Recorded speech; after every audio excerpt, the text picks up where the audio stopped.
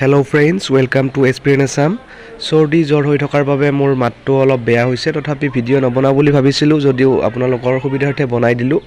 ইতিমধ্যে যে আদৰ্শ বিদ্যালয়ৰ সংগঠনৰ প্ৰিন্সিপাল পোষ্টৰ কাৰণে এপ্লাই হৈছিল তাৰ নোটিছ ইয়াৰ আগতে এখন আহিছিল তাৰ পিছত ইলেকচনৰ কাৰণে তেওঁলোকে পোষ্টপন কৰিছিল যদিও আকৌ এখন নতুনকৈ নোটিছ আহিছে 17 তাৰিখে নোটিছখন আহিছে তাৰ পিছত মোৰ জ্বৰ হৈ থকাৰ কাৰণে বাৰু মই ভিডিওটো নিদি বুলি ভাবি আজি আকৌ দি দিছো তাৰ পিছত কথা হল কোন দিনাখন এপ্লাই হ'ব ইয়াৰ ইন্টাৰভিউ হ'ব 23 তাৰিখে আৰু 24 তাৰিখে অৰ্থাৎ টোটাল 90টা ক্যান্ডিডেট সিলেক্ট কৰিছে তেওঁলোকে বহুতে এপ্লাই কৰিছিল ইয়াৰ ভিতৰত 90টা সিলেক্ট কৰিছে